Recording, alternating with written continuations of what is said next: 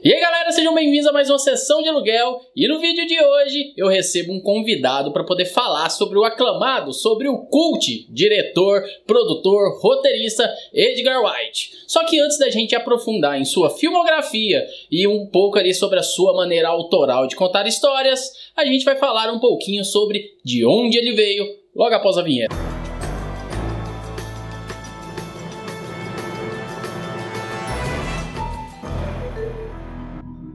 Edgar Howard Wright nasceu em 18 de abril de 1974 e começou a fazer seus próprios filmes aos 14 anos, enquanto ainda frequentava a escola. Aos 20 anos de idade, ele fez uma paródia western chamada A Fistful of Fingers, que teve um lançamento limitado nos cinemas e transmitido pelo canal britânico da televisão via satélite Sky Movies. Depois disso, ele começou a dirigir séries, dirigiu algumas e nessa ele conheceu Simon Pegg e Jessica Hynes, que seriam ali seus parceiros em diversos projetos futuros.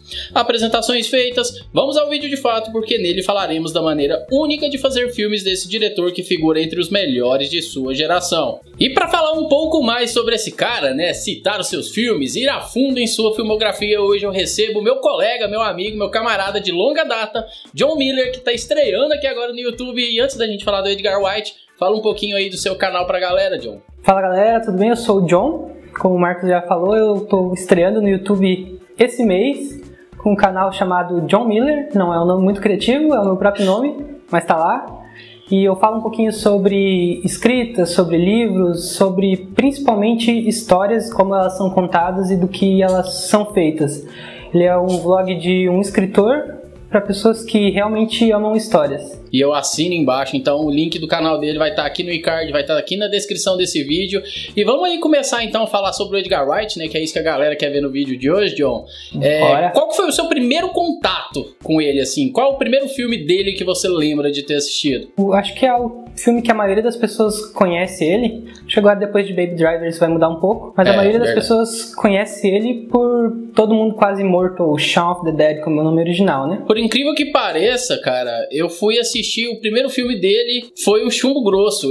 Eu achei engraçado o nome, achei interessante a sinopse do filme, né? Na época eu ainda colecionava DVDs e tal, e eu sempre tava garimpando DVDs novos, de filmes que eu conhecia, de filmes que eu não conhecia também, e Chumbo Grosso me chamou a atenção. Eu fui, comprei esse DVD, inclusive até hoje é o único que eu ainda tenho da trilogia Cornetto, né? A gente vai falar dela aqui mais pra frente. E eu comprei, assisti esse Chumbo Grosso e fui atrás do diretor, né? Porque eu sempre gostei dessa coisa de, vi um filme diferente de um diretor desconhecido. Vamos atrás do trabalho desse cara e vamos ver o que ele tem de melhor aí pra poder me oferecer pra eu assistir mais coisas. E aí eu fiquei sabendo que Chumbo Grosso fazia parte, na época ainda não era trilogia, porque não tinha saído o Herói de Ressaca, né? Tinha saído só o Todo Mundo Quase Morto. E eu fui saber que ele era o cara do Scott Pilgrim e que o cara já tinha toda uma carreira por aí no meio cult e só eu não tava sabendo dele ainda. Sim, comigo foi mais ou menos a mesma coisa, só que com Todo Mundo Quase Morto. Eu lembro de ter assistido e ter achado uma coisa muito diferente. Porque se você nunca assistiu um filme do Edgar Wright, você assiste ele pela primeira vez, eu lembro que foi bem numa época que eu tava começando a despertar um pouquinho mais para querer saber como os filmes eram feitos, como que funciona o cinema. Eu lembro que quando eu comecei a ver aqueles cortes diferentes que ele tinha, que os filmes dele são uns cortes rápidos, 1, 2, 3, corta uma coisa, corta outra. Eu achei aquilo sensacional. Eu terminei de assistir, adorei. Fui pesquisar pelos outros, na minha época também não tinha saído o Herói de Ressaca ainda. Então eu lembro que eu assisti o Chumbo Grosso, aí eu fui ver outras coisas, não só do Edgar Wright, como do Simon Pegg e do Nick Frost também, né? Que é uma dupla que é recorrente na carreira dele, né? 90% das coisas que ele produziu praticamente tem esses dois lá estampados, né? Na capa, na história, e sempre são os personagens centrais, né? Eu acho que não tem mais como falar tanto do Simon Pegg, do Nick Frost, quanto do Edgar Wright e não associar os atores com o diretor, porque a carreira deles explodiu trabalhando juntos, né? E a gente já falou, né? Eu falei de Chumbo Grosso, que foi minha porta de entrada pra filmografia dele. Você falou do Todo Mundo Quase Morto, então acho que convém da gente entrar aí nessa trilogia Cornetto, né? A trilogia do sangue, do sorvete. Famosa. Trilogia Cornetto porque sempre aparece um corneto em um desses três filmes e cada um deles é o corneto diferente, né? de um sabor diferente. No primeiro é o corneto vermelho, no segundo o azul e no terceiro o corneto verde. Isso. E o primeiro filme, Todo Mundo Quase Morto, assim como o John falou, é uma comédia zumbi, cara. Pra situar vocês melhor, esses 3 filmes, eles se tratam, cada um deles, de sátiras de um gênero diferente do cinema hollywoodiano. Ele, Edgar Wright, ele é britânico, ele tem todo aquele humor peculiar dos britânicos, e ele consegue transpor isso muito bem para os seus filmes, e ele, de certa forma, tira um sarro com as produções americanas nesses 3 filmes. E o Todo Mundo Quase Morto é o gênero zumbi ali, onde ele faz meio que uma homenagem ao mesmo tempo que ele tira essa onda ali com os filmes do George Romero e tal. Tanto que o George Romero gostou tanto, né, quando ele assistiu Todo Mundo Quase Morto, que ele até convidou eles para poder fazerem uma participação, né, num filme que ele lançou depois de zumbis. O Simon Pegg, Nick Frost e tal fizeram uma participação, porque o George Romero adorou a versão cômica de um apocalipse zumbi, né? Foi em Diário dos Mortos, né? Eles participaram, acho que foi um dos últimos filmes que o Romero fez. Sim, sim. E é interessante a gente falar agora sobre agora que você falou sobre isso, né? Sobre eles fazerem como sátiras de gêneros famosos. Porque se você pegar lá do começo da carreira, o primeiro longa que o Edgar fez, que é o Fistfuls of Fingers, né? Sim. Ele é basicamente uma paródia por um punhado de dólares, né? Exatamente. E ele tinha feito um curta antes também, que era uma sátira do Dirty Harry, né? Do Clint Eastwood. Sim, entendi. Então ele sempre teve permeando aí nessa coisa de se inspirar. Porque o cara é nerdão. Ele é assim como o Quentin Tarantino, ele é um nerd de cinema. É só você assistir uma entrevista do Edgar Wright que você vai ver que o cara manja demais. Às vezes ele deixa os entrevistadores de calças arriadas, assim, porque os caras viram pra ele e falam: ah, tal coisa no seu filme você quis fazer referência a sei lá o que, a isso. Aí ele fala não. Às vezes o cara fala: não, você quis fazer uma referência ali a Blade Runner, você quis fazer uma referência ali a Star Wars e não sei o que, e o cara não. O cara começa a citar filmes policiais italianos da década de 50 e não sei o que. O cara vai a fundo, velho. O cara realmente é um nerdaço de cinema, assim como Quentin Tarantino. É à toa que os dois conseguiram até mesmo estabelecer uma boa amizade, né? Ele participa daquele projeto do Robert Rodrigues com o Tarantino, né? O Grindhouse. O Grindhouse, que ele faz aquele curta Don't. Né? Ele fez essa participação.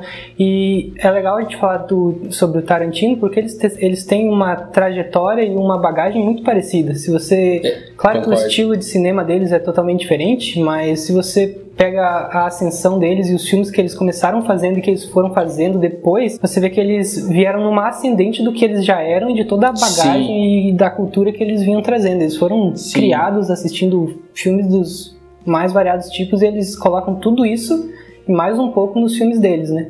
Exatamente. É engraçado porque a gente pega o Baby Driver, que foi o último filme aí do Edgar Wright, que talvez tenha sido o filme que tenha trazido ele pro mainstream. Você consegue enxergar a maneira dele de fazer filme do mesmo jeito que ele fazia lá em Todo Mundo Quase Morto, que ele fazia lá em Chumbo Grosso há mais de 10 anos atrás. Só que você consegue enxergar um diretor muito mais maduro. Ele consegue pegar tudo aquilo que ele já fazia de legal, que já era divertido pra caramba, e consegue trazer aquilo de uma maneira ainda mais profissional, ainda mais atrativa aos olhos do espectador. E ele consegue conversar com um público ainda maior, porque os seus filmes anteriores têm aquela pegada mais cult, apesar de muita gente conhecer um ou outro, mas tem aquela pegada mais cult e talvez não consiga ser apreciado por todo mundo, assim mesmo como o Tarantino, que você pega aí Os Oito Odiados, que foi o último filme lançado por ele, que também tem rimas visuais, que também tem muitas características dos seus primeiros trabalhos, como Cães de Aluguel, Pulp Fiction e por aí vai. É aquilo ali do início da carreira dele, só que bem melhor lapidado, sabe? Eles pegaram um diamante bruto ali e lapidaram o bicho até ficar a coisa mais maravilhosa do mundo, né?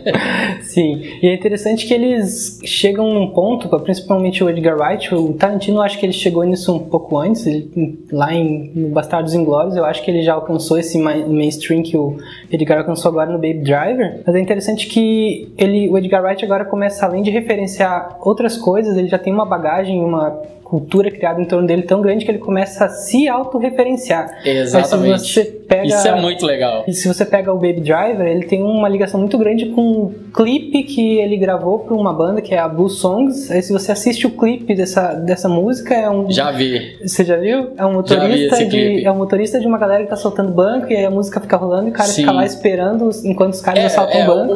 O filme veio desse clipe, né? Veio desse clipe, surgiu disso, então ele começa a se autorreferenciar e começa a se criar toda uma mística ao redor do diretor. Daí a galera já começa a criar teoria que aquele cara do clipe já é o pai do Baby. Aí começa uma loucura tudo, que é o que transforma os diretores em algo muito maior do que eles já eram. O cara acaba tendo o seu próprio universo, né?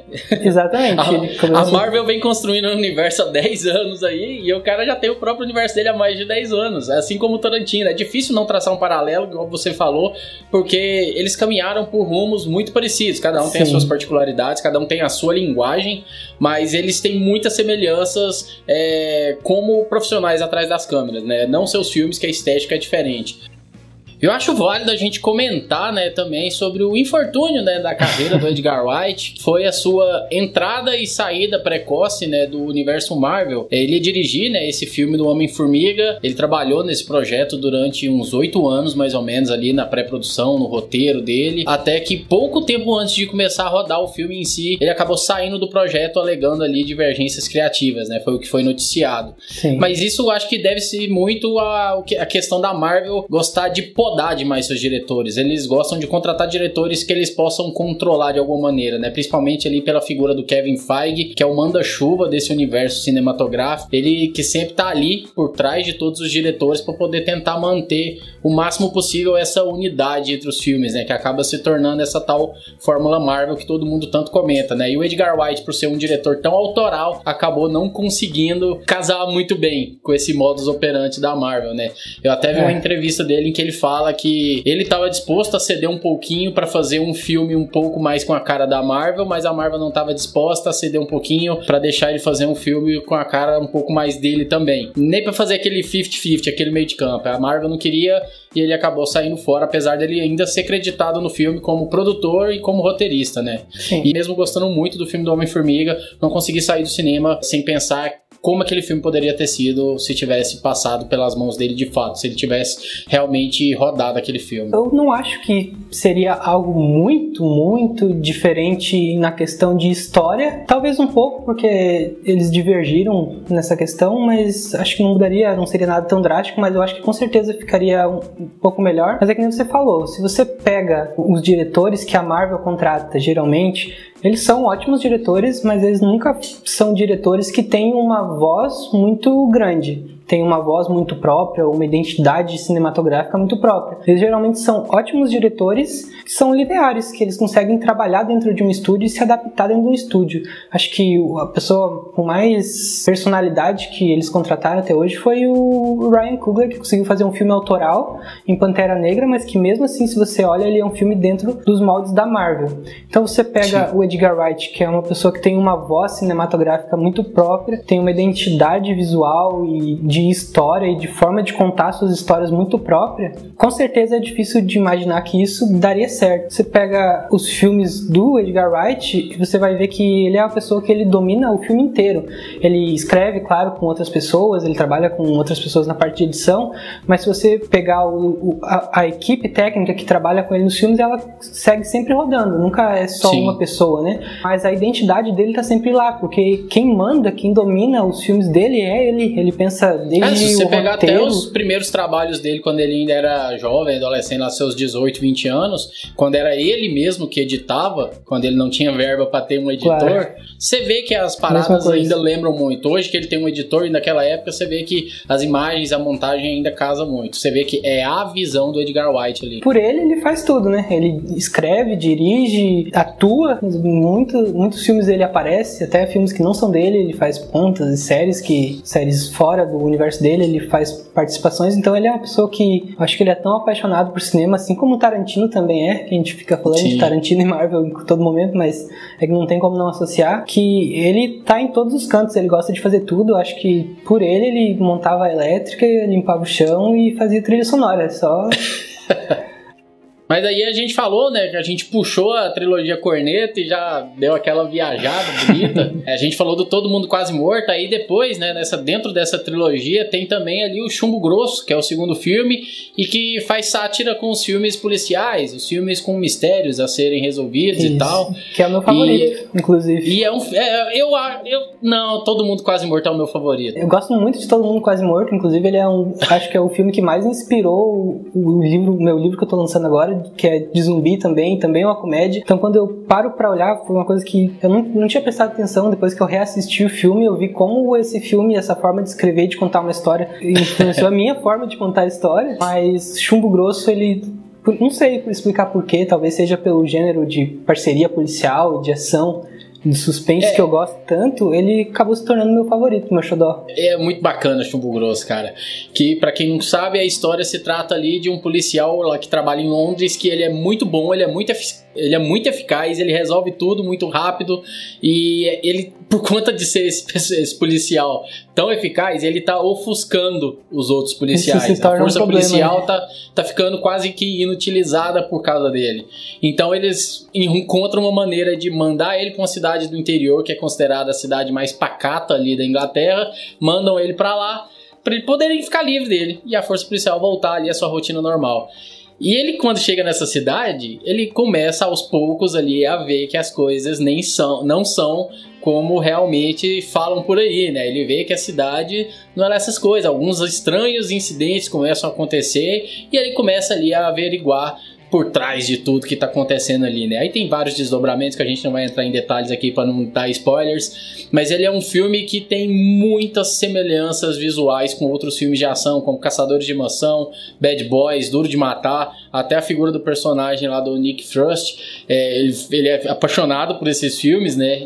Um dos motivos dele ter virado policial, além do pai dele ser policial, é essa paixão dele por filmes policiais. Ele toda hora traz uma referência de algum filme policial. Depois de Todo Mundo Quase Morto, esse filme é o meu preferido, do Edgar Wright. E outra coisa que é interessante, que você vê, principalmente no Chumbo Grosso, e que daí você começa a linkar com os outros filmes dele, é como o Edgar Wright consegue misturar comédia com outros gêneros totalmente diferentes. Sim. Você pega o Chumbo Grosso, sem dar spoiler, é um filme de comédia que envolve ação policial e um suspense com seitas, e então tem cenas de gore no filme, cara. Cenas gore, e você vê que ele mistura tudo isso de uma forma tão homogênea que acaba tornando algo que você não consegue parar de assistir, porque é tão estranho, tão diferente que é legal. Cara. Cai um pedaço do castelo em cima da cabeça do cara, o outro é decapitado, e você ri disso. Ele consegue fazer isso sem ser engraçado. É bizarro. Então, isso que é uma coisa que o Edgar Wright, pra mim, ele é um escritor de comédia. Por mais que ele ande em outros gêneros, seja muito bom, principalmente na parte de ação, ele é um escritor de comédia. E outra coisa talvez Baby Driver seja seu filme menos cômico, menos cômico, ele tem uma veia um pouco mais dramática, né? Mas ainda assim tem os seus pontos engraçados, mas tipicamente, desde o seu início, ele é um escritor de comédia. E uma das coisas que eu mais gosto no Edgar Wright, eu acho, é que ele realmente conta histórias através do cinema. Porque geralmente os filmes eles têm um roteiro, uma pessoa que escreve um roteiro, mas o Edgar Wright ele conta a história através do cinema. É a câmera, se você tirar o som e olhar só a câmera e os cortes e a edição que ele faz, ele tá te contando uma história o tempo inteiro com o cinema. E ele usa de recursos tão simples pra fazer coisas que a gente às vezes para e vê ele fazendo e você fala, caralho, como eu nunca pensei nisso. A gente que gosta de estar envolvido em produção, a gente sempre tá querendo criar aí as nossas histórias. Você tem seus livros, tá querendo fazer sua série agora. Eu tô aí nessa batalha aí com os documentários e com os curtas-metragens, uma websérie que eu quero produzir. Eu vejo alguns filmes do Edgar Wright às vezes e eu vejo ele usando recursos tão simples que você fala, caralho, como eu não pensei nisso? Ou então, como aquele diretor que fez aquele tal filme não conseguiu pensar nisso? A gente tá vivendo um momento em que as comédias estão cada vez mais vazias, mais idiotas, mais sem graças. E ver esses filmes do Edgar Wright, você falar, cara, existe um caminho que a comédia pode ir pra poder se salvar. Só que a galera ainda não tá querendo ver esse caminho, saca? Porque a comédia, ela não tem que ser só nas piadas de peido, nas piadas com peito, com bunda, com pinto e não sei o que. Não tem que ser só isso. Isso também, quando é bem feito, é engraçado, mas eu não acho que a comédia só venha disso. Eu acho que a maioria dos filmes que tem saído ultimamente desse gênero vem pendendo mais e mais e mais pra esse tipo de humor, que tem ali o seu valor, mas que eu acho que tá caindo em descrédito cada vez mais, tanto é que a gente tem visto poucas comédias chegando aqui aos cinemas brasileiros, comédias americanas, cada vez menos elas vêm chegando, elas estão indo direto pra home video. As que chegam são muito genéricas, e a tendência né? se as comédias continuarem desse jeito, com esse tipo de roteiro, com esse tipo de direção, a tendência é elas sumirem mais do mercado, porque tem o gênero de herói tomando conta, tem um gênero de ação que voltou com tudo aí alguns anos pra cá, então cada vez menos a comédia vai perder espaço no cinema se eles continuarem com essa linguagem batida de sempre. E o Edgar Wright consegue usar recursos que ele consegue fazer as comédias serem atrativas ainda, cara. Por isso que eu gosto muito dele. Como a gente disse, ele consegue tirar o humor de tudo. Tem aquele ditado de tirar leite de pedra, ele tira o humor de pedra, cara. Ele tira o humor de uma pedra, se ele quiser. Você tava falando que a comédia ela não é só piada de peido, coisa, mas o Edgar Wright ele consegue fazer uma piada sem ter alguém falando nada, sem ter realmente uma piada. A Sim. cena que ele monta, ela é cômica. Ele tem uma coisa que ele faz que eu acho hilária, que ele faz se você pegar o trailer de Fistful Fingers e as séries dele e todos os filmes, que é uma coisa que acontece que é tipo isso aqui, ó. As coisas entram na cena do nada. Uma mão entra na cena oferecendo uma coisa, ou entra um telefone, um copo, um café, um telefone, as coisas ficam entrando na cena e aquilo é tão inusitado e parece até errado na linguagem cinematográfica, que aquilo acaba se tornando engraçado. Então ele sabe fazer piada sem ele precisar ter alguém contando uma piada ou alguém fazendo um comentário engraçado. Ele consegue fazer piada através do cinema, dos cortes, da montagem. É algo realmente... Do zoom, né? Ele usa muito zoom. Eu gosto muito da maneira que ele usa zoom nas cenas pra poder fazer aquela você fica dar aquela mexida na cena, assim, eu acho muito legal também. E as rimas visuais são outra característica marcante, né, dos filmes dele. Sim. Ele consegue fazer passagens de tempo de uma maneira muito legal com essa coisa da rima visual ali. Ele mantém a câmera ali naquele local, naquela cena, e vai mudando as coisas, vai passando o tempo. Eu gosto muito da maneira que ele consegue fazer isso. E agora de Chumbo Grosso, vamos puxar aí talvez o mais fraco da trilogia. Tem pessoas que acham melhor, mas pelo menos pra mim, eu acho que pra você também é o mais fraco da trilogia, que é o filme Heróis de Ressaca, né, que ganhou esse nome muito esquisito aqui no Brasil, que traz bons nomes, né, cara, esse filme. Além do Simon Pegg e do Nick Frost, esse filme traz uma galera boa, traz Pierce Brosnan, Martin Freeman, ele traz um pessoal bacana. Assim como todos os filmes da Edgar Wright tem as aparições, né, tem umas participações de uma galera bem legal, né. Sim, inclusive o Pierce Brosnan não é o primeiro James Bond a aparecer em um filme dele, né. No Chumbo Grosso tem o outro James Bond, que agora eu não vou lembrar o nome dele. Também não lembro. Mas o Martin Freeman já tinha feito participações nos outros filmes, né? Sim, eu acho que ele aparece nos 3, se eu não me engano.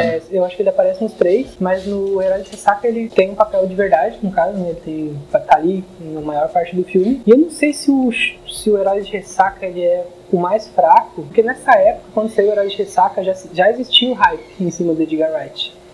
Então as pessoas já tinham assistido o Shaun of the Dead, já tinham assistido o Chumbo Grosso, já tinham até assistido as séries deles que ele tinha feito antes, as coisas, já estavam acompanhando ele, de olho nele. Então esse filme ele tava com a galera esperando mais. Ele já tinha feito Scott Pilgrim, né, cara? E o Herói de Ressaca que traz a sátira, né, assim como os outros dois, agora esse traz a sátira da invasão alienígena, né? Na figura ali do Simon Pegg, que é aquele cara que cresceu, mas não cresceu. Ele é aquele eterno crianção, né, que vive preso no passado dele, e o desafio era voltar pra cidade natal junto com seus amigos de infância, pra eles poderem fazer o trajeto ali, pegando todos os bares ali da rota que tinha na cidade deles, que eles não tinham conseguido completar esse desafio quando eles eram mais jovens, né? Só que cada um foi viver sua vida, e coisas que a gente vive, né, na nossa vida mesmo e tal, aqueles amigos que você tem de infância, cada um vai seguir seu rumo, cada um vai seguir sua profissão, casa, vai ter filhos, vai cuidar da sua própria família, e é isso que essa história conta. Esses amigos que se separaram de alguma maneira, e é a figura dele, né, que é o King, ele tenta juntar todo mundo ali pra fazer esse desafio novamente. Ele usa ali uma chantagem emocional, ele até usa uma mentira, ele faz aquela chantagem falando que a mãe dele morreu, depois a gente descobre que ela não morreu nada. Eles voltam pra cidade deles, aí começam a acontecer coisas estranhas até que eles descobrem que a cidade foi invadida por alienígenas que estavam substituindo todas as pessoas dali, e aí eles vão tentar combater de alguma maneira essa ameaça, né? A gente também não vai entrar em detalhes da história pra não entregar o filme, que talvez aí muita gente não viu. Fica aí a dica desse filme também para vocês assistirem, mas é interessante frisar também que o Simon Pegg, pelo menos nessa trilogia Cornetto, o Simon Pegg é um dos roteiristas. Ele escreveu os filmes junto com o Edgar Wright. Os dois se conheceram na época da produção lá do Spaced, né? A série que teve 2 temporadas, uma série muito bacana que eu só comecei a assistir, mas o que eu vi dela já gostei bastante. Quero terminar de ver essas 2 temporadas dela que ela teve. Tem ela aí de fácil, não tão fácil acesso na internet, mas vocês conseguem encontrar para assistir. Vale muito a pena porque muitas coisas que ele faz referência nessa série acontecem também nos filmes. E nessa série a gente pode ver, eu já tinha falado aqui nesse vídeo que ele é um nerdão, e nessa série a gente pode ver muito isso, que ele é um nerd, cara. Ele usa muitas referências a filmes, a outras séries, a desenhos animados, a tudo. Ele faz muitas referências muito legais na série também, então fica aí essa indicação. E como a gente falou, né, Heróis de Ressaca, talvez essa expectativa tenha feito com que o filme não fosse tão marcante pra gente, assim como foi os outros dois, né, que teve o fator surpresa, que pegou a gente ali, a gente não esperando nada, mas é um filme muito legal, eu acho que encerra bem a trilogia, é um filme digno aí do Edgar Wright, e um filme digno pra encerrar a trilogia. O Edgar Wright pra mim é um dos poucos diretores aí em atividade que não tem filmes ruins. Eu posso dizer isso porque eu particularmente não acho que ele tenha filme ruim, apesar de que o A Fistful of Fingers eu só consegui ver alguns trechos, né, na internet, porque é um filme que você não consegue encontrar legendado, então você não vai achar de maneira alguma. Eu já vasculhei nos qualquer canto da internet e não achei esse filme, principalmente legendado, não acha legenda em lugar nenhum, não consegue.